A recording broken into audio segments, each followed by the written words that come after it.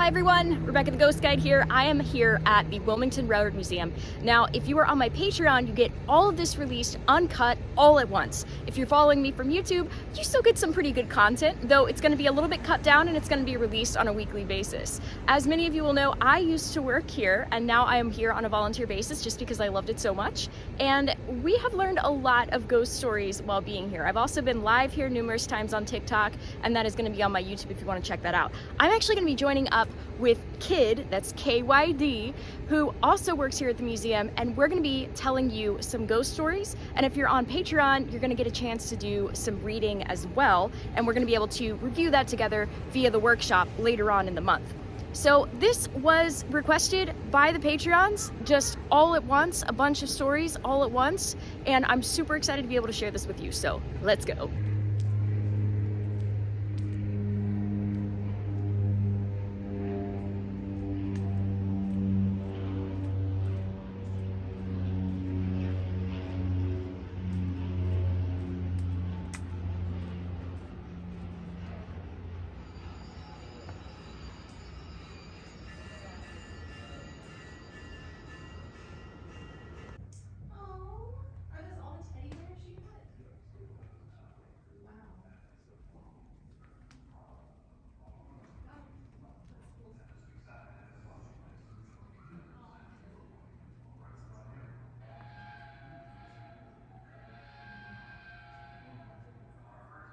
I found you.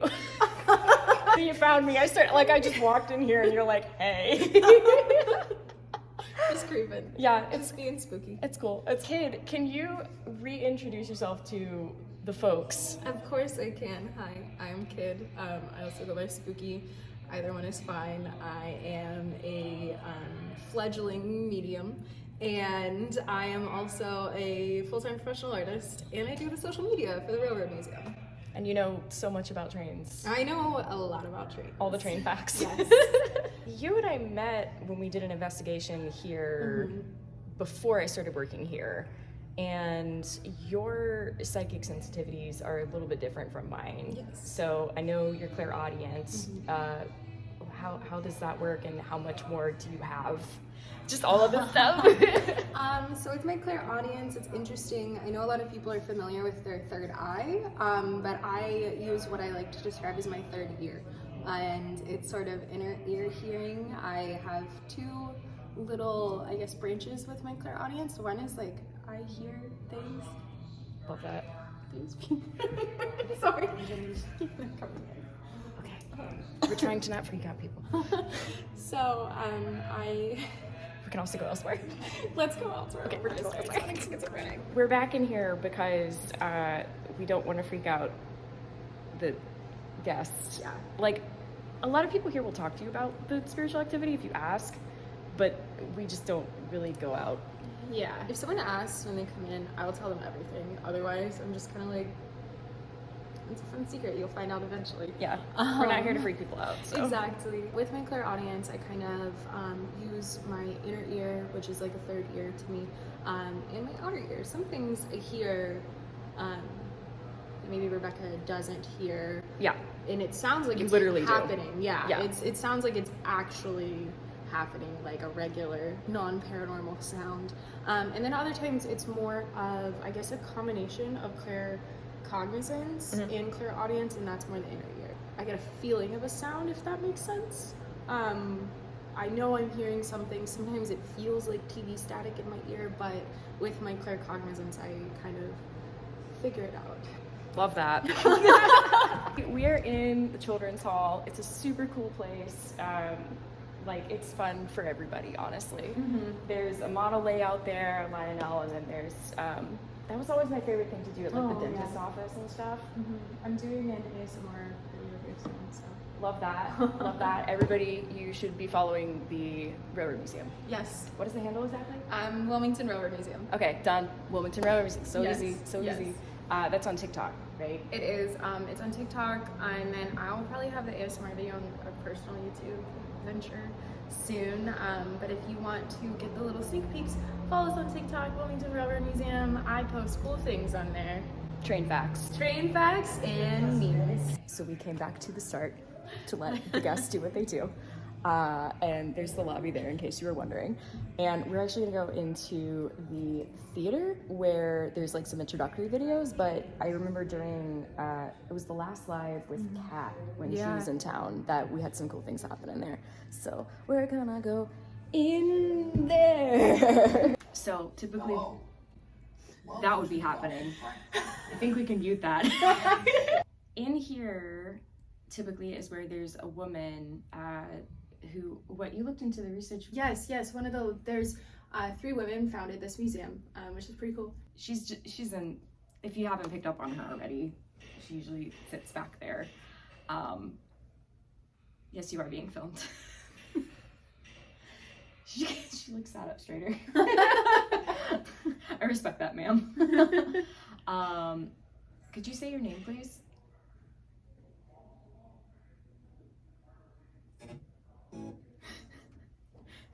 Hello. Get a glitch. The name Gloria is coming up. I don't think that's who it is though. I'm gonna look around. I think it's important to know here that not everybody's just going to say stuff. Hello. This video, oh my goodness.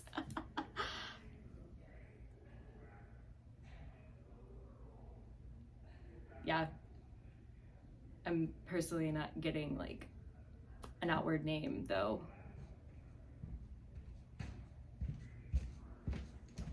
There is a G name. Yeah. Maybe we shouldn't say it though, because the family might not like that. That's so true. I'm so glad that, thank you, ma'am. Yeah, so. I'll tell you in a little bit. Yeah. Yeah.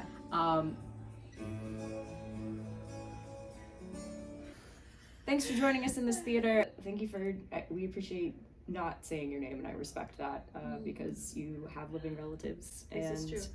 She didn't pass that long ago. So, you know, out of respect of her people and her. In the beginning, when I first met her, and I guess when we first met her, I felt sort of like not a standoffish vibe, but I didn't want to invade her territory at all. But it wasn't like she was telling me that. It was just she had such a strong presence and still has such a strong presence. I'm just much more familiar with her now. Now I realize it was more of like a, oh, who are you? Not a, oh, who are you? Yeah, I've never heard from people getting like bad vibes in this room or anything, except for I did. You're never alone in your, oh. I picked up on some dude like just walked through the door there and went back. Some strange things have happened in that back corner, so that makes sense. Some of these places were where the bay doors used to be, so like, just because there's wall here now doesn't mean that there was always wall here. Like, there are these huge doors. Yeah. This actually right here most likely was one of them. I was just thinking that. It was funny. It's like I just picked up on like a dude who walked through and he was like, love that. It's cool. I say we get out of here. Thank you, ma'am, for your kindness in this. And I hope you've enjoyed the comedic take on the video is going to start again. Another thing that people regularly talk about here are the mannequins. In fact, I've done a few filters on TikTok and the mannequins always have like this aura about them. They did come from a very haunted spot downtown. It's now the library downtown, but it used to be a Belk, and they had a lot of different archives back there. That was a lot of like not great vibes. The other weird vibe is that portrait. So we're gonna go hang out over here with the portrait. So it's Mr. Walters. Yeah, Henry Walters. He was huge in creating the Atlantic coastline, right? I'm a bit rusty on the facts as of late, but we also found he could have some ties and some pretty big historical events that happened in Wilmington. That was Champ. That was Champ. That was Champ. Which one's Champ? He was the one, so he was actually like a page boy or something Okay. for the railroad during the time when he was the president. Okay. And then he became the president. Like he worked his way up through the system, and he has some terrible ties to some big events in Wilmington. Yeah. But this guy is different, but people still get vibes. Yeah, this guy wasn't, yeah. A different guy, but Different guy, but you know, he's a guy in Wilmington. I just, you know, it was around the time. Yeah, look up events that happened in 1898. That's what I'm Yeah. saying. I talk about it a lot on my channel, but if you have not gotten yourself familiar about Wilmington in 1898, specifically with coup d'etat, you should, Yeah, because it's yeah. important history to know. But yeah, I'd be curious, for any of you catching vibes, comment. I don't necessarily get like speaking, but I get like kind of a heaviness and an uncomfiness. If you've ever seen Ghostbusters 2, I think it is, with the painting with the guy, was it Vlad? I don't remember. And he came alive out of the painting. That's the energy that I get from this. In all seriousness, Yeah. That wasn't a lot of complete sentences, but It's the end of the day, everybody. Can you tell? Yeah, he actually used to be in our library/break room, and just up on the wall, because we didn't have a spot for him out here yet. We do cycle through exhibits sometimes, and very strange energy in there. It felt like he was really staring everyone down, like not just because of the pose and the positioning of the painting, but also the energy that the painting gives off. Yeah. So out here he has a purpose. He's worth being learned about. He was very integral in the creation of the Atlantic Railroad, in combining all sorts of railroads together. And interesting history, but very creepy painting. Yeah, lots of residual energy too. So cool. We are going to go to the library next. There you go. All for you. Bam. Can like go away. I'm like, okay. This is where we figured out together the nickname of Driver, and we're gonna tell you more about the story, and I figure we'll do that somewhere else so that we're not bothering people. But what is this display? This display is the, well, you can see right here. Behold! Spike drivers. This is our occupations display, and basically it explains how railroads were built and maintained. And in the building process, one of the most important positions was the spike driver. Spike drivers would take, they were, is it John Henry? Yes. They were the John Henrys. And this is the machine that it was also in that story of John Henry. So basically, Driver was a spike driver, and that's how he, or that's, I guess, why we gave him that name. He led us to it. Yeah. But yes, it's super cool. Like you see this picture here, it's very labor intensive, takes a lot of physical strength, and really it was such an exhausting job because it did not stop all day. Once you finish one, you move on to the next until your shift is over, which who knows how long that was, probably a very long time. I mean, I know it's not a mystery, I just don't know it off the top of my head. Probably like dawn to dusk. Exactly. Stuff, yeah. Got to take advantage of the sunlight, so Yeah. pretty cool exhibit. So we will get to who Driver is in another place. This is the library and the archives, which is not open to the public. There are a lot of meetings and stuff like that that go on in here, and I think this is a great example of how hauntings can and do change over time, because what we ran into the first time we were investigating is just very different from the vibes now. I'll say the first time we were investigating, the energy was more not hostile in a dangerous way, like Hostile in a way, like there was no trust. yeah, Like there had been so many things that had happened here that the entities that were in here just didn't really trust anyone. They weren't outright attacking necessarily, but they were very defensive. Yeah. So. And this also shows that just care over time makes such a big difference, because I know like what Holly's been doing in here, the director and who she's been working with, and the volunteers who come in here regularly to organize things, like she really made a big impact, and like she really put a lot of impetus on making this an organized space, and it has calmed the energy down. We have run into an older man before who like would just be back there and like organizing things, or like trying to organize things. Had things fallen before?